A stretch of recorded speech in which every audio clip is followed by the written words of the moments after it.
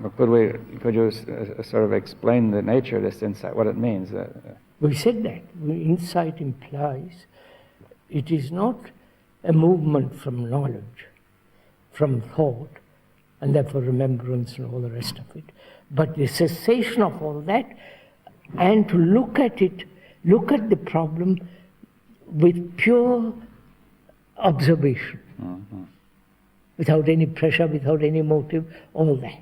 To observe this whole movement of measurement. Yes, I think we can see that measurement is the same as becoming and of course, all that. It's the attempt of the mind to measure itself, to control itself, to set itself a goal, and compare itself, all the rest of it, yes. Is the very source of the disorder. That is the very source of disorder.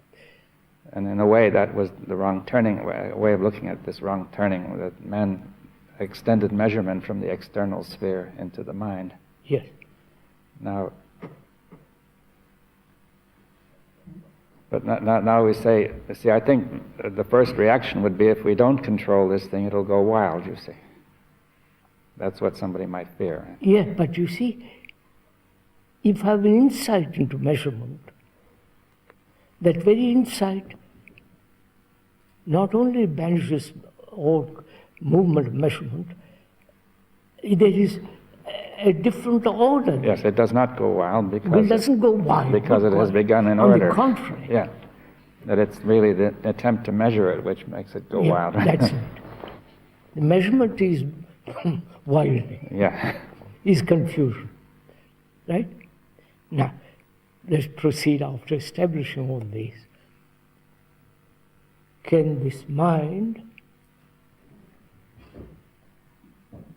through meditation, perhaps we are using the word meditation without any sense of measurement, comparison and all the rest of it, can that mind find an order, a state where there is no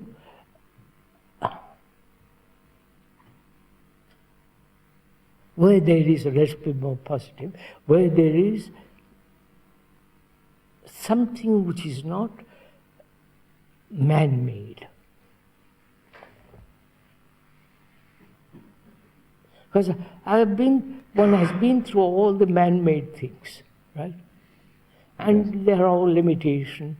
There is no freedom. There is chaos. There is mess. Yes. Well, what would you say when you say you've been through man-made things? What are they? I mean, huh? When you say you've been through man-made things, what are they? Oh, everything. What do you mean? Well, like religion, or like religion, science, worship, prayers, anxiety, sorrow, attachment, detachment, and loneliness, and suffering, and confusion and ache and anxiety, loneliness, all that. It's also all the attempts by revolution and by other... Of course, physical revolution, psychological revolution, all that.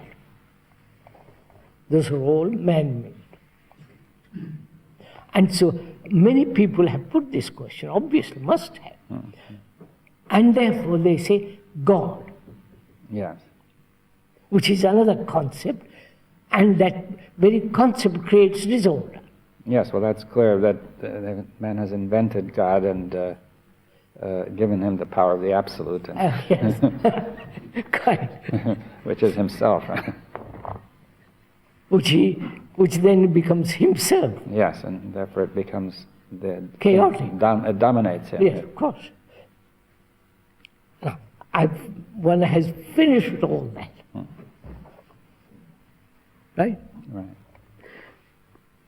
Now then the question is there something beyond all this, which is never touched by the human thought, mind? Yes, no, that makes a difficult point, not touched by the human mind, right? Yeah. But mind might go beyond thought. I mean, the word mind might... That's what I want, yes. I mean, then what do you mean? You see, do you mean by the mind only thought, feeling, desire, and will, or something much more? No, that's for the time being. We have said the mind, human mind, is all that. But it's not the the mind is now considered to be limited. No, no. As long as the human mind is caught in that, I see. it is limited. Yes, the human mind has potential, Tremendous potential. but it is not realized now. It is Yeah. caught in thought, feeling, desire, That's and will, right. and that That's sort of thing, right? Yeah. All right, so then we will say that which is beyond this is not touched by this limited sort of mind, right? Yes.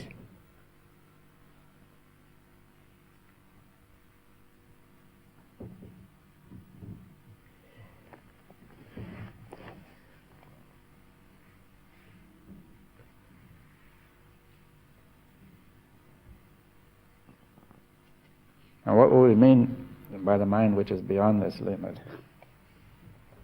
Now, first of all, sir, is there such a mind? Yes, that's the first question. Is there such a mind that is actually not theoretically or romantically, all the rest of that nonsense, actually said, I've been through this? You mean we've been through the limited stuff, Yeah, right? yeah. And being through it means finished with it. Mm-hmm. Can that, is there such a mind? Or because it has finished with it, or it thinks it has finished with it, therefore creates the illusion that there is something else. Yeah. I won't accept that. As a human being, one person or X says, I've understood this, I've seen the limitation of all this, I've lived through it, and I've come to the end of it.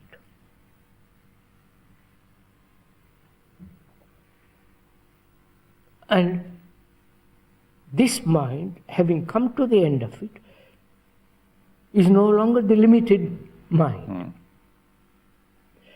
And is there a mind which is not, which is totally limitless? Yes. You follow what I mean?